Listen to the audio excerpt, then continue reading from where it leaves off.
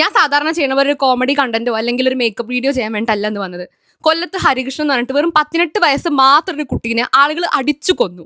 അതും പൂരത്തിന് പോയ സമയത്ത്. പിന്നെ നാട്ടിൽ ഇപ്പൊ അടുത്ത തീരുമാനമൊന്നിലേക്ക് ഇനിയിപ്പോ പൂരം വരാൻ പോവാ. അത് എന്തിനാ കൊന്നതെന്ന് നിങ്ങൾക്ക് അറിയോ?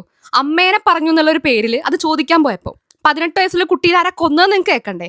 അവന്റെ അച്ഛൻ്റെ ഒക്കെ പ്രായമുള്ള 45ഉം 50ഉം വയസ്സുള്ള ആൾക്കാർ ഈ പെങ്കിന് വേണ്ടിയിട്ടും ഒരു കുരങ്ങൻകുട്ടിക്ക് വേണ്ടിയിട്ടൊക്കെ സംസാരിക്കാൻ പറ്റുന്നുണ്ടല്ലോ. ആസ് എ ജേർണലിസം സ്റ്റുഡന്റ് എന്തുകൊണ്ട് ഇങ്ങനെയുള്ള കാര്യങ്ങൾക്കൊന്നും വേണ്ടി സംസാരിക്കുന്നില്ല എന്ന് എൻ്റെ ഉള്ളിൽ തന്നെ തോന്നി. ഇപ്പൊ കുറെ പുതിയ ചാനൽസ് വന്നിട്ടുണ്ട്, അല്ലാത്ത ചാനലുകൾ ഉണ്ട്.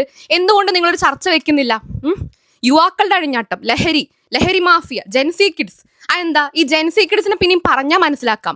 ഈ വയസ്സായ ആൾക്കാർ, ഈ 45-50 വയസ്സുള്ള ആൾക്കാരുണ്ടല്ലോ, ഇവരുടെ ഒരു ഇതുണ്ട്, ഞാൻ ക്ഷേത്ര കമ്മിറ്റിയിലെ വലിയ ആളാണ്, ഞാൻ നാട്ടിലെ വലിയ ആളാണ്, ഇങ്ങനത്തെ ചിന്തയുള്ള ആൾക്കാരുണ്ട്. ഇവരെ നിങ്ങൾ എങ്ങനെ തിരുത്തും?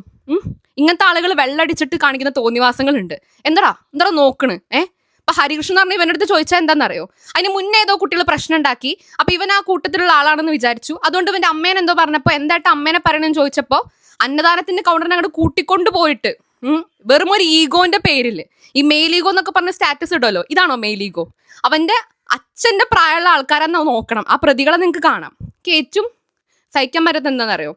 വെറും 18 വയസ്സുള്ള ഒരു കുട്ടിയാണ്. ആ കുട്ടി അച്ഛന് പാർക്കിൻസൺ രോഗമുണ്ട്, അമ്മയ്ക്ക് ഏജ് ഉണ്ട്. 18 വർഷം ഒരു മകനെ വളർത്തിക്കൊണ്ട് വന്നിട്ട് അവൻ ഇങ്ങനെ മരിച്ചു കിടക്കണ കാണണം നിങ്ങൾ. ആ വീഡിയോ എനിക്ക് കാണാൻ പറ്റിയില്ല. എന്താ അറിയോ? ഇപ്പോഴും ഇങ്ങനെ തലയുടെ അവിടെ ചോര ഇങ്ങനെ കട്ടുപിടിച്ച് കിടക്കുക. അപ്പൊ അവൻ എന്തുമാത്രം വേദന സഹിച്ചിട്ടുണ്ടാവും. പക്ഷെ ഇതിനെപ്പറ്റി സംസാരിക്കാനൊന്നും ഇവിടെ ആർക്കും നേരല്ല, ആർക്കും സംസാരിക്കാൻ വേണ്ട അല്ലേ? കേരള പോലീസ് ഏറ്റവും കൂടുതൽ ശ്രദ്ധിക്കേണ്ട ഒരു കാര്യമുണ്ട്. ഇങ്ങനത്തെ ഇനി വരാൻ പോണ പൂരങ്ങളിൽ ഇനി ഒരുപാട് ആഘോഷങ്ങൾ വരും. അവിടെ വല്ല വോളണ്ടിയേഴ്സിനെ നിർത്തുകയോ അല്ലെങ്കിൽ പോലീസിനെ കൂട്ടുകയോ, അല്ലെങ്കിൽ എനിക്കറിയില്ല ഇങ്ങനത്തെ ആൾക്കാർക്ക് എന്താ പറഞ്ഞു കൊടുക്കേണ്ട തലയ്ക്ക്. എനിക്ക് ശരിക്കും അറിയില്ല.